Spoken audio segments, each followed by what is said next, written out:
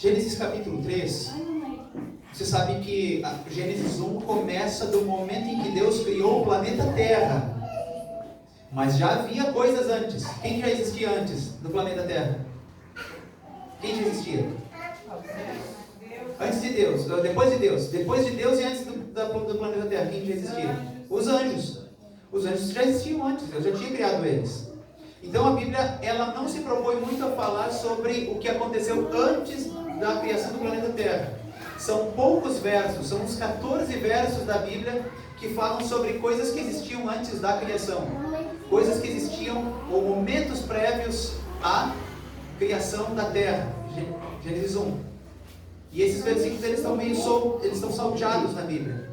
Um em Isaías 12, por exemplo, 14, outro em Ezequiel 28, outro em João capítulo 1, então outro em Colossenses capítulo 2. São versos isolados que falam algumas poucas coisas assim sobre o que aconteceu ou o que existia antes da criação.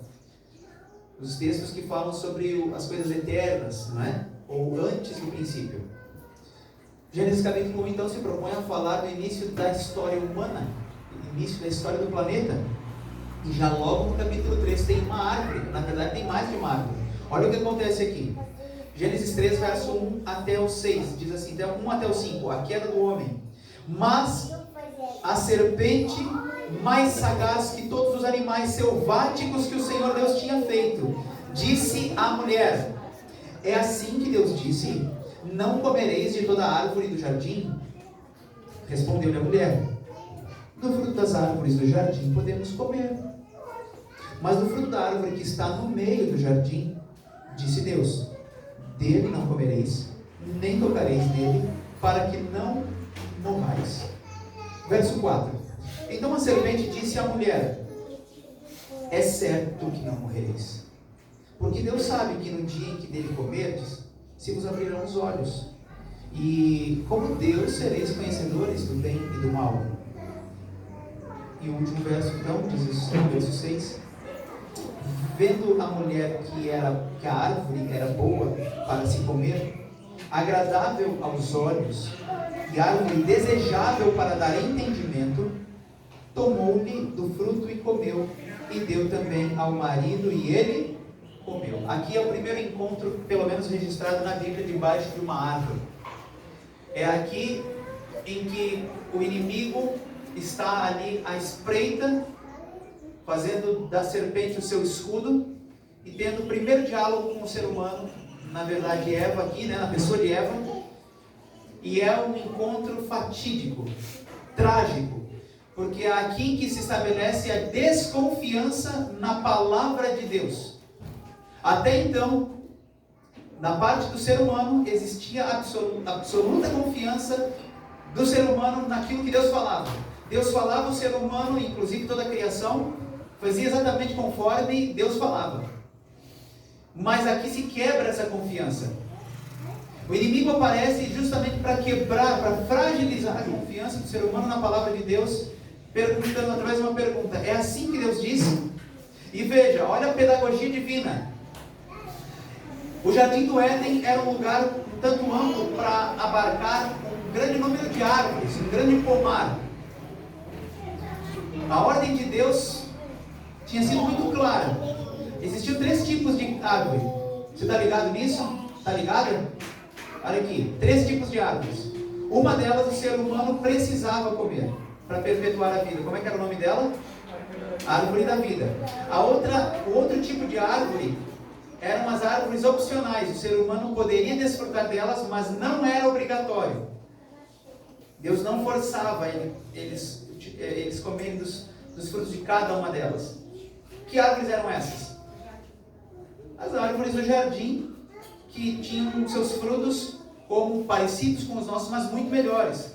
Goiabeira, laranjeira, limão e tudo mais. Imagine uma infinidade de árvores com um potencial muito melhor e maior do que as que nós temos hoje. Árvores que produziam frutos, um grande pomar lindo e perfeito. Esse é o segundo tipo de árvore que existia ali. Elas estavam espalhadas. E o terceiro tipo de árvore, então, era a árvore do conhecimento do bem e do mal. essa árvore, diz o texto bíblico, Eva é quem nos informa que ela estava junto com a árvore da vida. Onde que ela estava? No meio do jardim. Você prestou atenção na pedagogia de Deus? Olha que coisa interessante. Distribuídas e espalhadas pelo Éden estavam todas as árvores, que não eram proibidas, mas também não eram obrigatórias. Eram aquelas árvores que o ser humano tinha liberdade para comer delas, mas não obrigatoriamente. Se ele quisesse, se ele não gostasse, por exemplo, da melancia, ele podia comer o melão. Se ele não gostasse, não achou o limão muito cítrico, ou não é da preferência dele, Deus não vai obrigar. Deus não obriga ninguém, amém? Então Deus fez a laranja, que é um pouco menos cítrica, né? A cerola e tantas outras. Como é que é aquele que tu gosta bastante, amor? Que é um bem desconhecido por aí, quer dizer, está bem por aí, mas a gente fala pouco nele. Butiá? Não, butiá também, mas tem outro. Aquela pequenininha lá, parecida com a goiaba. Araçá. Né? O araçá, enfim, uma infinidade de árvores e de frutos espalhados pelo jardim. O ser humano poderia desfrutar, não obrigatoriamente, Deus dava liberdade, mas tinha duas que estavam no centro, para não deixar em dúvida, para não deixar espalhado aleatoriamente no meio de uma ou outra. Deus colocou só duas no centro, irmãos, só duas, né? Imagina essas duas colunas aqui, só as duas aqui no meião, assim, que é para botar o olho e não errar. E Deus disse assim: da árvore da vida vocês precisam comer, essa não é opcional. E a árvore do conhecimento do bem e do mal vocês não podem, também não é opcional, viu? Essa vocês não têm a opção. Você até tem a liberdade para comer dela, mas vocês não têm a liberdade para viver depois disso. Porque toda decisão, ela gera uma consequência. Nós somos livres para escolher, para fazer escolhas, mas não somos livres para definir as consequências dessas escolhas. O ser humano conseguiu errar. Ele conseguiu inverter as duas. E foi e tomou daquela que Deus disse que não devia tomar, pegar, não é? E comer. E nisso se estabeleceu a desconfiança. A primeira delas.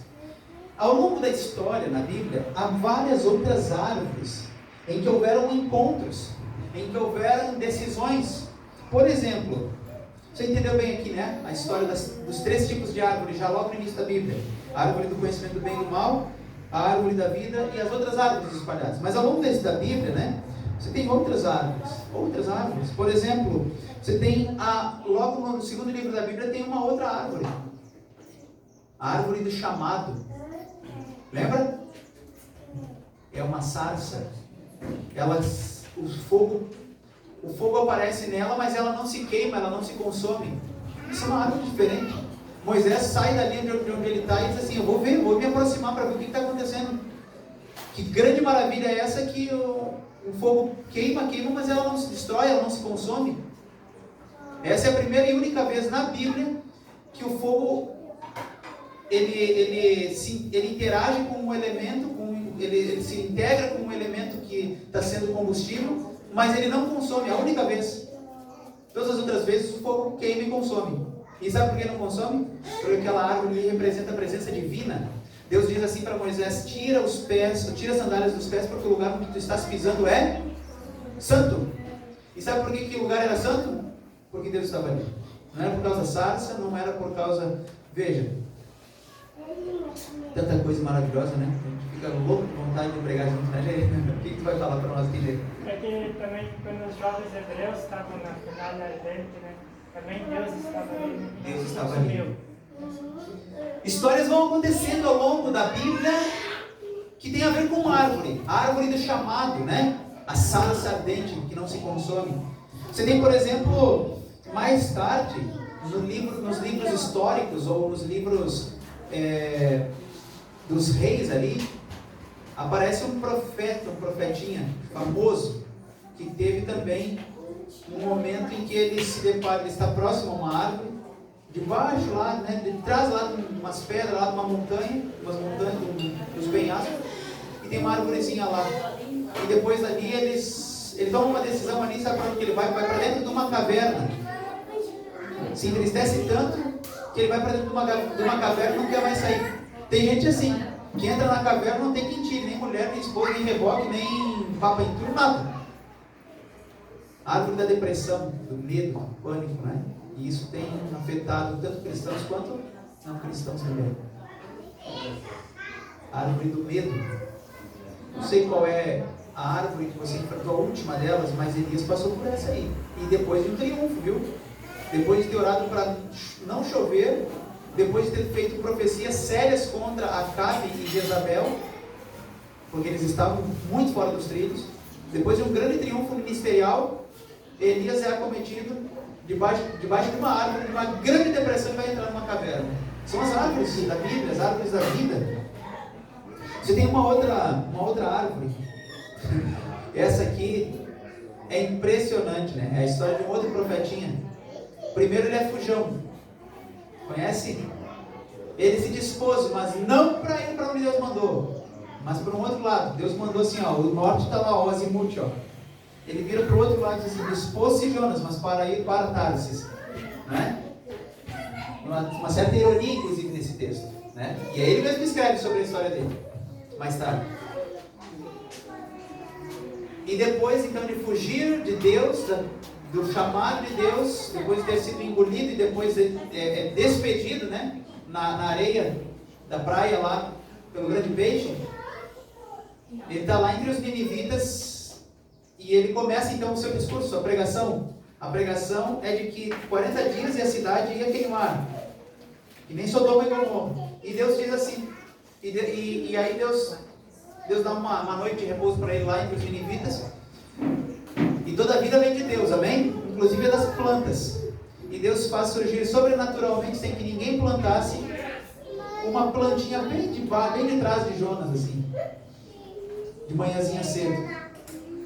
Passa a noite, passa aquele dia, e aquela plantinha que logo nasceu, logo também secou, morreu.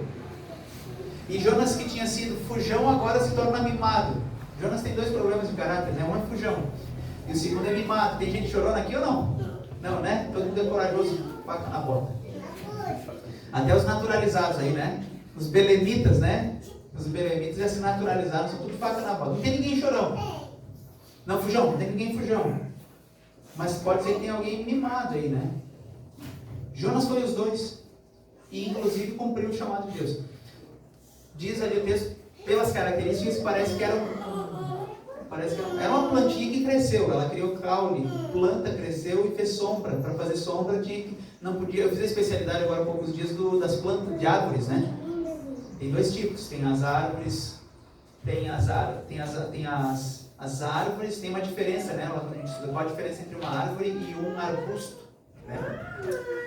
A árvore, ela tem um caule, um tronco principal. O arbusto não, já sai lá da terra quase, já cheio de ramo, assim, cheio de ramificaçãozinha.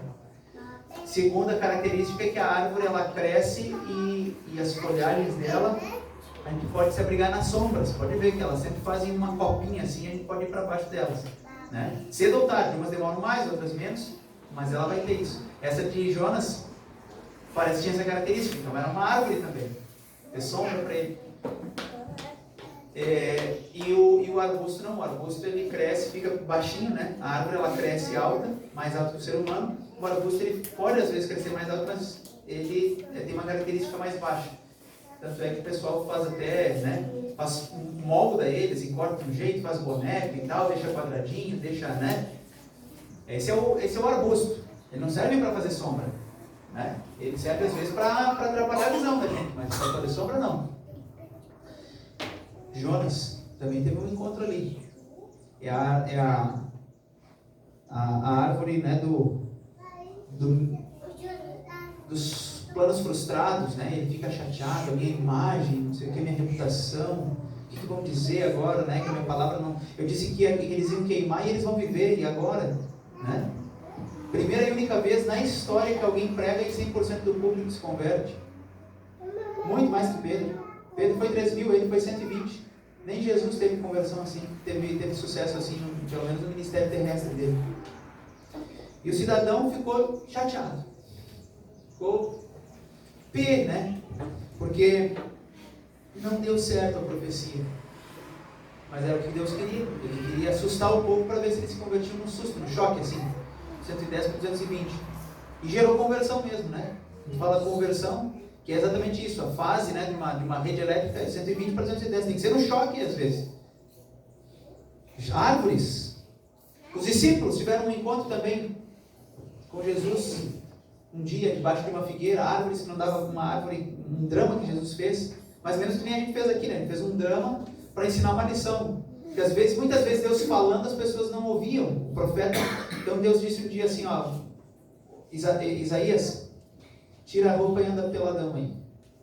Correndo para ele, mas Senhor, eu sou profeta, sou pastor do povo. Imagina, como é que vai pegar, né? Eu nem quero imaginar, vocês imaginando isso. Vocês são bonzinhos, né? Uma igreja que não pensa mal do pastor, né? Mas imagina Isaías correndo peladão por Israel, na verdade Judá, né? Porque ele era profeta do Reino do Sul. Esse um pedido extraordinário de Deus. E o outro, então, Oséias, que Deus diz assim, ó, toma uma mulher adúltera e casa com ela.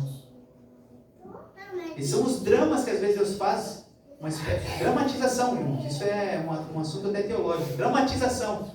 Quando o povo não aprende pela palavra, Deus cria uma cena para ver se toca no coração deles. Jesus um dia teve que fazer isso com uma figueira. A ordem de Deus, de Jesus de dar frutos, de elas se multiplicarem, de as árvores darem sementes, frutos e tal. Um dia ele deu o contrário lá, ele disse assim, ó, nunca mais nasça fruto de ti. Drama para chamar a atenção dos discípulos. E na verdade nem era tanto dos discípulos. Era para os discípulos olharem o que ia acontecer com aquele outro grupo que estava ali incomodando Jesus, que eram os fariseus, os judeus, que não estavam dando frutos e que muito em breve iam ser exterminados pelos romanos no ano 70. Quanta coisa, né, que tem que envolve os encontros nas árvores aí da Bíblia. É difícil, irmãos, tem que ser uma semana mesmo de oração. Mas eu quero finalizar falando sobre a última árvore que aparece na Bíblia, a última menção. No Apocalipse 22. Apocalipse 22. Olha o que é isso. Apocalipse 22 como que parece que aleatoriamente, não é? É só uma coincidência. Não é coincidência. Deus amarra a sua palavra, apesar de os profetas não se conhecerem, viverem em tempos diferentes, em lugares diferentes. Deus amarra, Deus dá os pontos de costura na sua palavra de maneira perfeita, que é para eu e você entendermos o plano dele para nós, amém? Olha o que aparece aqui. Veja, Gênesis 1 e 2 são os primeiros 2 capítulos da Bíblia em que ainda não existia pecado. A partir de Gênesis 3 já tem pecado. Apocalipse 21 e 22 são os últimos 2 capítulos da Bíblia e os últimos únicos, os únicos 2 em que não tem mais pecado. Porque o último capítulo em que aparece o pecado é Apocalipse 20, com Satanás sendo solto da sua prisão, o seu exército tentando tomar a cidade santa e o povo de Deus, e aí vem chumbo grosso neles. E aí acaba o pecado, a história do pecado, amém? Amém. Então os primeiros 2 capítulos da Bíblia, olha a perfeição da Bíblia, como Deus constrói. Todos os 1189 capítulos da Bíblia falam dessa história minha e sua, o dilema do pecado. Só os 2 primeiros capítulos, Gênesis 1 e 2 é que não tem pecado, era o Éden perfeito. E só os últimos 2, Apocalipse 21 e 22 é que não tem mais pecado, é o Éden restaurado. Olha a conexão. E olha o que vai aparecer aqui.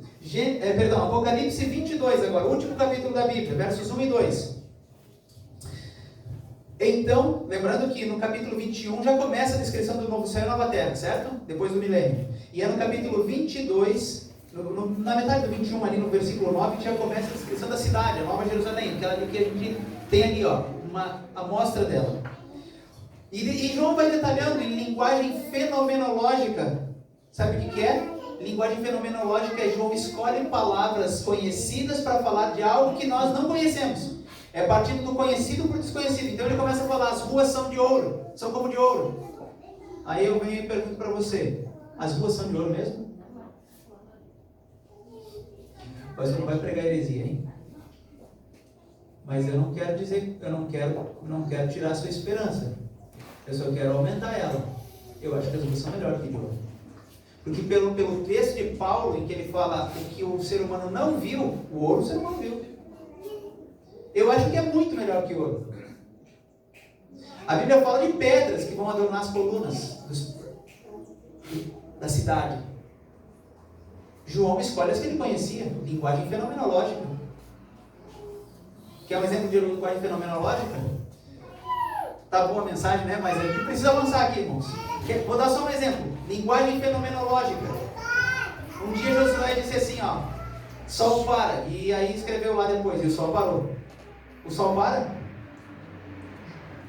Quem se mexe é a terra. O sol já estava parado. Então o sol não tem como ele parar, porque ele já está parado. Quem parou foi a terra. Então vejam, da impressão de Josué, a terra estava parando, mas o sol estava parando, mas quem estava parando mesmo era a terra e onde ele estava. Linguagem fenomenológica. Até hoje a gente fala isso, o sol nasce, o sol se põe, mas na verdade quem está nascendo e morrendo todos os dias para o sol somos nós. Ele está paradão lá, na dele, esperando todos os planetas fazerem a órbita. É o planeta Terra que se move. Rotação, né, em si mesma e translação ao redor do Sol. Linguagem fenomenológica. É a linguagem do fenômeno, como o fenômeno parece que aparenta para nós. Mas cientificamente é diferente. Quando João fala sobre a cidade santa, ele não está falando em termos científicos, ele está usando linguagem fenomenológica. É o melhor que ele pega do conhecido que ele sabia para falar para as pessoas o que elas não estavam vendo, mas ele estava, amém? Teve alguém que fez isso também. A senhora Ellen White. Ellen White teve visões do céu. Tem um livrinho chamado Visões do Céu, já viu? Ela fala muito sobre esse lugar. Ela fala que ela subiu e um dia teve que descer, em visão. Quando ela desceu, ela quase morreu. Tamanho foi o drama, o desespero, a dor de voltar para um planeta de pecado. Isso que foi só em visão. E João também foi só em visão. Os únicos que estão lá pessoalmente, 3 na verdade, né? Não 2, 3, 4, né? 4 seres humanos que estão lá. 3 seres humanos, só humanos, e 1 ser humano e divino também, que é Jesus. E além de Jesus, Enoque em ordem cronológica. Enoque, Moisés e Elias. Esses foram para não voltar mais. Foram pessoalmente. Já estão lá. Alguns milênios. Já parou para pensar nisso? Só isso aqui dá Meu Deus do céu, só isso aqui acho que dá quase uma semana de oração, esses 3 aí. Né? Mas, meus queridos, visões do céu. Eles estavam tendo visões do céu. Deus mostrou para João aqui no livro de Apocalipse a glimpse, né? Um vislumbre da cidade santa. E ele escolhe em algumas palavras que ele consegue mostrar, falar, tentar traduzir para as pessoas que não estão observando o que ele está observando e sonhar com o que ele está vendo também junto com ele, essas coisas. E ele diz, né, era assim a estrutura da muralha, o vidro era límpido, o fundamento era safira, calcedônio, o sexto era sardio, o sétimo crisólito, o oitavo berilo. Linguagem fenomenológica. E entra o capítulo 22 e olha o que ele diz ali. Agora eu acho que ele sai do fenomenológico. Particularmente falando, eu acho que ele sai do fenomenológico. Ele fala de coisas que vão estar lá literalmente. Capítulo 22, versículo 1. Então me mostrou o quê?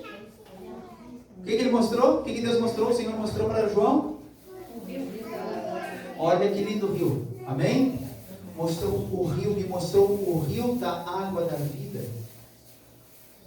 Brilhante como cristal que sai do trono de Deus e do Cordeiro. Sai do trono, olha lá, olha a continuidade.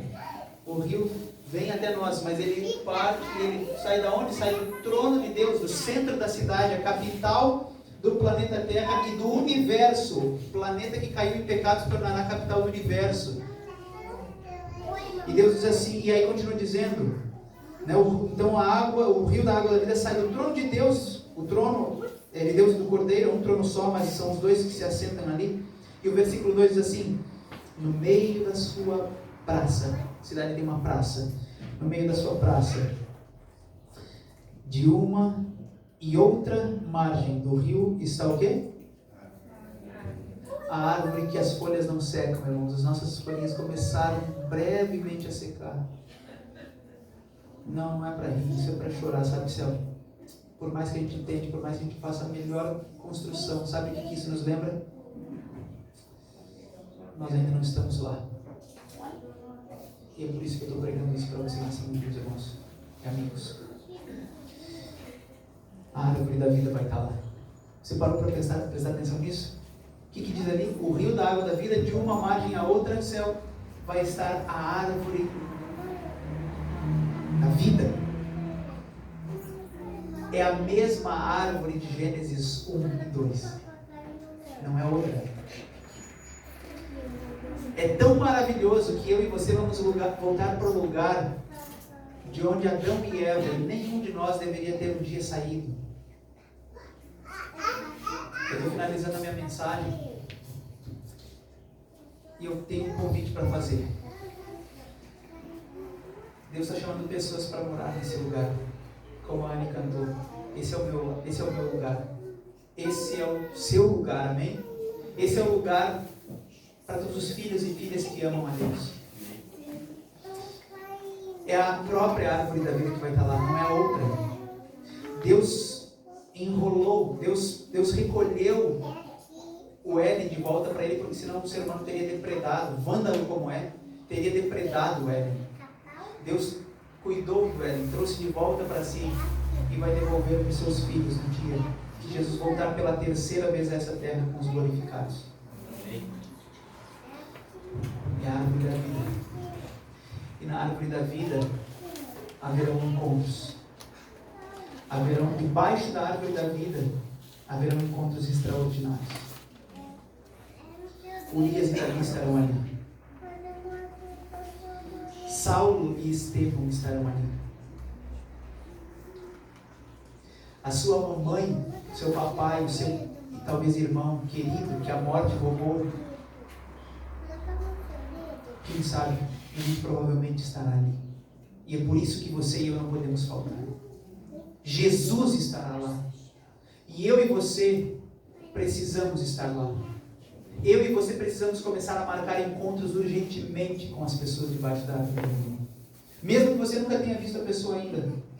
Travou uma conversa sobre Deus, sobre coisas espirituais com ela. Não se despeça dela sem dizer o seguinte: e nós nos encontramos debaixo da árvore da vida. Marque encontro com as pessoas debaixo da árvore da vida. E se ela não estiver, e ainda brinque com ela. Se ela não estiver lá, você volta para dar uma tunda de laço nela. E aí você, se você não estiver lá. Porque daí eu desço junto com Jesus para dar laço em você aqui no milênio. Eu e você precisamos estar lá, amém? Amém. Amém, queridos. Que Deus nos abençoe.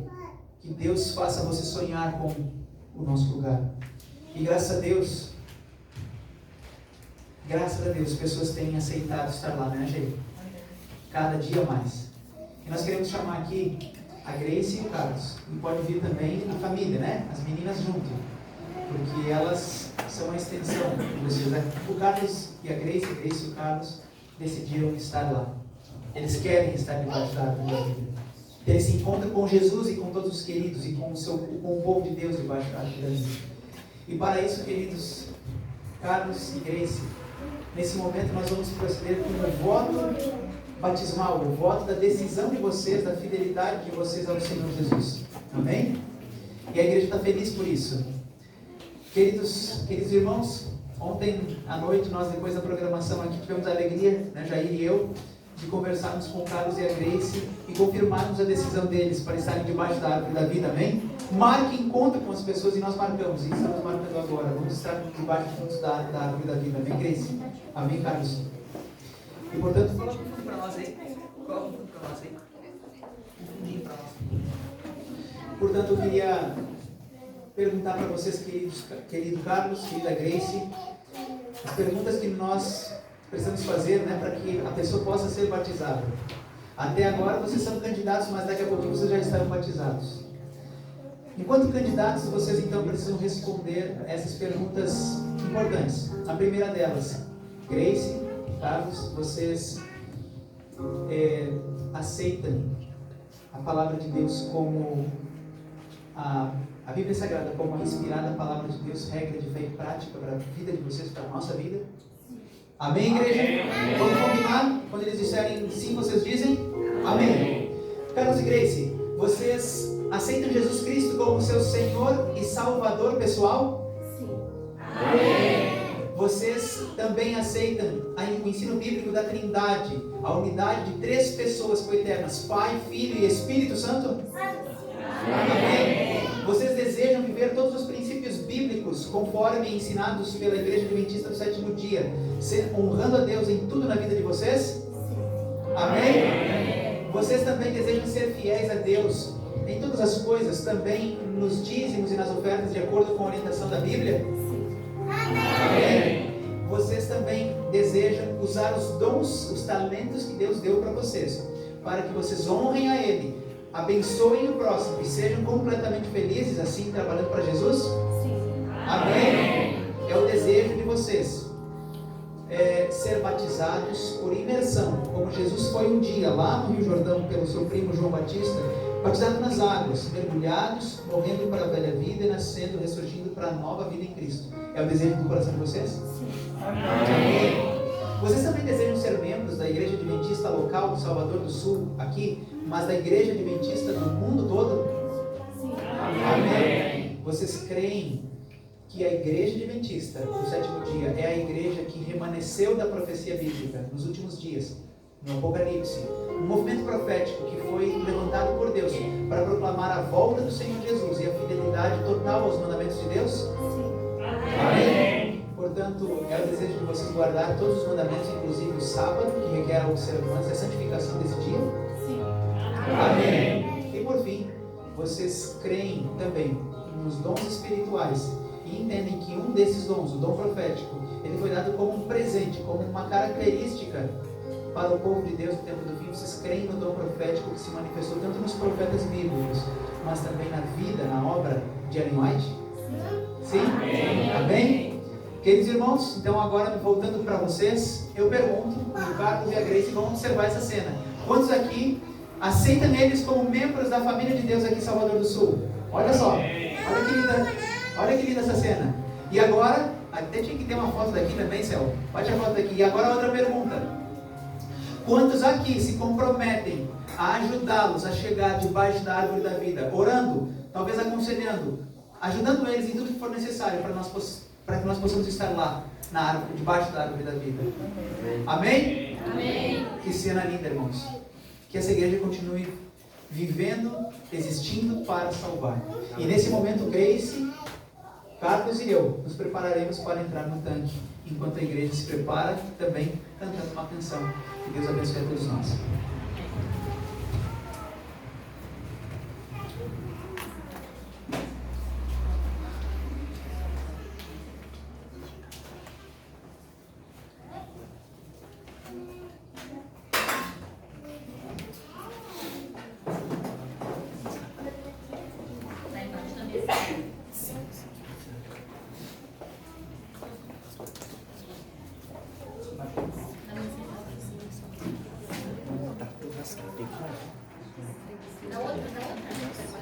Na mesa?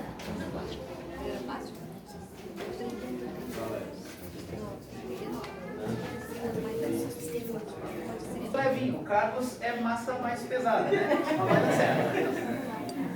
Já ensaiamos o batismo ali atrás, irmãos, deu tudo certo. O Jaime também, o Jaime é brinquedo, né? Ele segura firme. Aí, ó. Isso. Não é pra ficar dançando. Aqui. Pode vir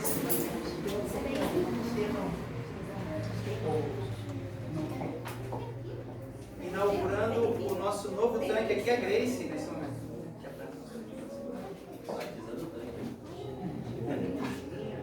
Ela achou que não ia dar tempo de aquecer de ontem à noite pra cá.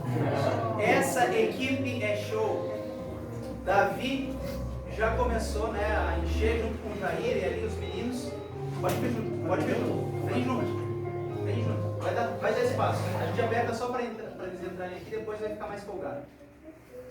Ali. Isso ali, ó. Tem gente que achava que o nosso tanque ia ficar pequeno, mas como eu já tinha uma certa experiência, né?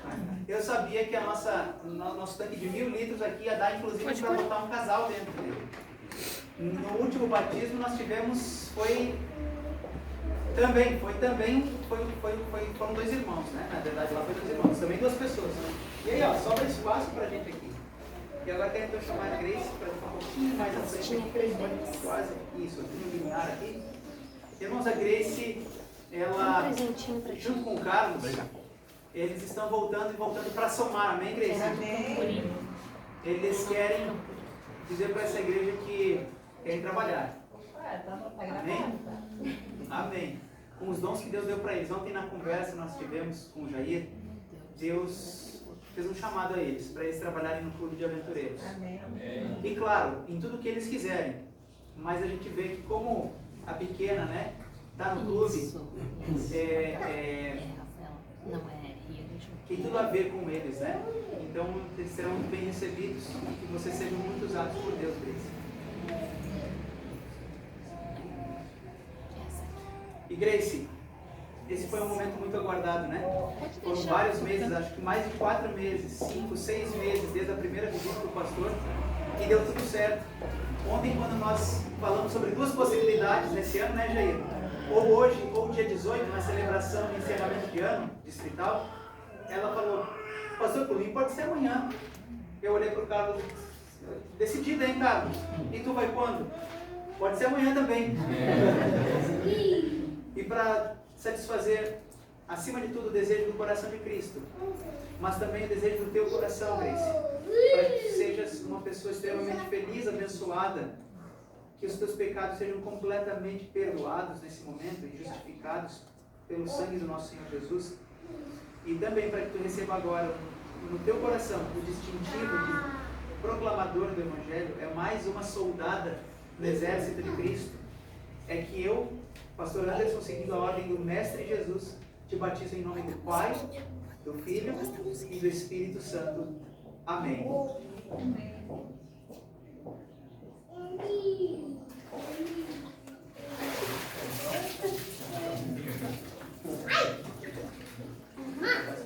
E uma salva de palmas para ela.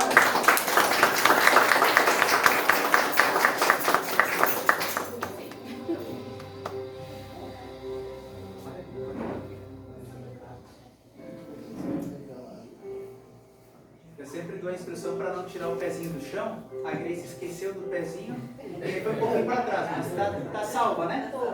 Tá salva. Então é isso que importa, né? Não deu parada cardíaca e não vai dar também no Carlos, né? Pezinho no chão, não tira lá, que daí firma para voltar, tá? Então vamos lá. Um pouquinho mais para frente aqui, Carlos. Isso, que daí dá espaço para a gente mergulhar lá.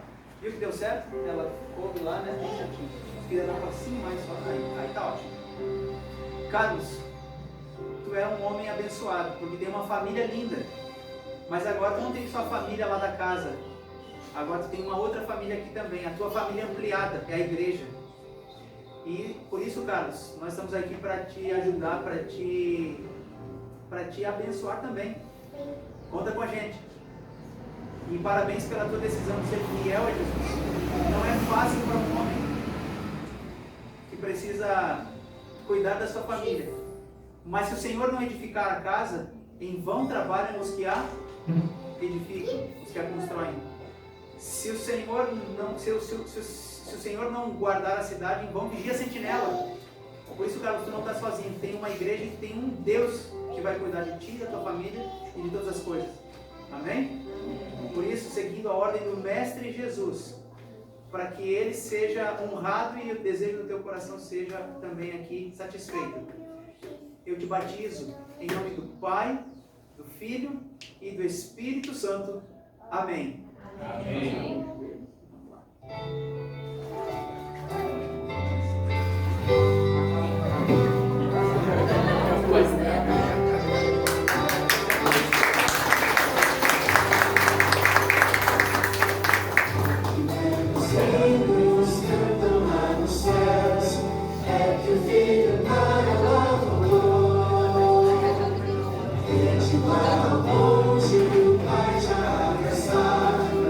Esse